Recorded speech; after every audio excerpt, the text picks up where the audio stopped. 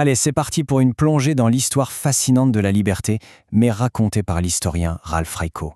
On va essayer de comprendre ensemble d'où vient cette idée, une idée qui a littéralement changé la face du monde. Tout commence avec une question assez folle quand on y pense. Comment ça se fait que l'Europe, ce tout petit bout du continent asiatique, soit devenu cet endroit unique au monde, le berceau de la liberté et d'une prospérité qu'on n'avait jamais vue avant? C'est vraiment le point de départ de toute cette réflexion. Alors, la réponse de Raico, elle tient en 3 mots. Le miracle européen. Attention, quand il parle de miracle, il ne s'agit pas d'un coup de baguette magique. Non. C'est un processus historique, très long, très complexe, un ensemble de conditions vraiment uniques qui ont permis à la liberté de prendre racine. Pour bien comprendre, il faut imaginer le contraste. D'un côté, on a les grands empires, comme en Chine, des blocs énormes, unifiés, et de l'autre, on a l'Europe. C'était tout l'inverse. Un vrai patchwork de royaumes, de principautés, de cités-États, qui étaient tous en compétition les uns avec les autres. La clé, c'est ça. Aucun pouvoir n'était assez fort pour imposer sa loi à tout le monde.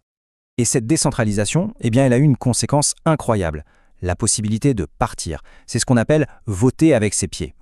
Imaginez, un prince devient un peu trop gourmand, il augmente les impôts, devient un tyran. Qu'est-ce que faisaient les gens productifs, les artisans, les marchands? Ils pliaient bagages et allaient s'installer juste de l'autre côté de la frontière. Ça mettait une sacrée limite au pouvoir des dirigeants.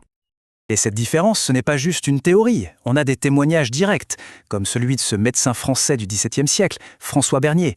Il voyage dans l'Empire moghol et il est frappé de voir qu'il n'y a pas vraiment de droit de propriété solide là-bas. Et pour lui, la conclusion est évidente, c'est la cause de la stagnation et de la misère qu'il observe. Cette séparation des pouvoirs n'était pas seulement politique, elle était aussi spirituelle. Et ça, c'est fondamental. Des personnages comme saint Ambroise ont osé se dresser face à l'empereur romain pour lui dire, en gros, « Stop, ton pouvoir s'arrête ici. Il y a une sphère, celle du sacré, où tu n'as rien à dire. » C'était une idée complètement révolutionnaire pour l'époque. L'idée que le pouvoir de l'État n'est pas total. C'est donc de ce terreau vraiment unique qu'a fini par germer une toute nouvelle philosophie, le libéralisme classique. Voyons un peu comment ces conditions historiques ont pu donner naissance à une véritable idéologie de la liberté. Adam Smith a parfaitement résumé la recette, c'est d'une simplicité désarmante.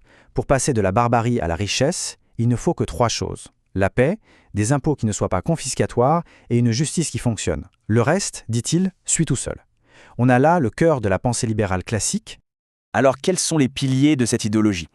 Tout tourne autour de l'individu et de ses droits. Le caractère sacré de la propriété privée, la liberté d'échanger sur des marchés libres, un gouvernement limité par une constitution et bien sûr, la paix. En fait, l'idée centrale, c'est que la liberté de créer, de commercer, de vivre sa vie, ce n'est pas un luxe, c'est une nécessité absolue pour la prospérité. Certains ont poussé cette logique très loin. Prenez les niveleurs, en Angleterre au XVIIe siècle. Pour eux, la liberté, ce n'était pas un cadeau du gouvernement, que ce soit un roi ou un parlement. C'était un droit naturel. Une idée explosive, parce qu'elle signifie que même un gouvernement élu n'a pas le droit de violer ses droits fondamentaux. Cette idée a fait son chemin. Elle a traversé l'océan et elle a trouvé un écho très fort en Amérique. C'est là-bas que des penseurs comme William Graham Sumner ont identifié un personnage central de cette lutte pour la liberté, l'homme oublié. Mais alors, qui est cet homme oublié? C'est le citoyen ordinaire, celui qui travaille dur, paye ses impôts, respecte les lois et ne demande rien à personne. Et pourtant, c'est lui qui se retrouve à financer par la force des choses les grands projets de réingénierie sociale des bienfaiteurs qui veulent changer le monde avec son argent. Mais voilà, cette philosophie de la liberté, elle a toujours eu un ennemi de taille, l'État. Pour Raico, toute l'histoire humaine est en fait un bras de fer permanent, un combat entre le pouvoir de la société, qui est basé sur la coopération volontaire, et le pouvoir de l'État, qui lui est basé sur la coercition. Et qu'est-ce qui nourrit l'État? Qu'est-ce qui le fait grossir le plus vite et le rend le plus puissant? C'est la guerre. La guerre, c'est la santé de l'État. C'est le carburant qui lui permet d'étendre son pouvoir sur la société, souvent de façon irréversible. Et s'il y a un événement qui illustre ça à la perfection, c'est la Première Guerre mondiale. Ça a été un véritable cataclysme. Elle n'a pas seulement tué des millions de gens, elle a balayé l'ordre libéral du XIXe siècle et a ouvert la voie à un État tout-puissant au XXe siècle. Il suffit de regarder ce qui s'est passé aux États-Unis, un pays pourtant fondé sur la méfiance envers le pouvoir central. En l'espace de quelques mois à peine, le gouvernement a instauré la conscription de masse, a pris le contrôle de l'économie et a fait passer des lois rendant la critique de la guerre un crime fédéral. Un contrôle quasi total. Le coût humain de cette expansion du pouvoir a été terrible. Plus de 2000 personnes ont été arrêtées. Pas pour trahison, non. Souvent juste pour avoir osé exprimer leur désaccord avec la politique du gouvernement. Le cas de Gene Debs est le plus célèbre. C'était un leader socialiste, plusieurs fois candidat à la présidence. Il a été condamné à 10 ans de prison. Son crime ?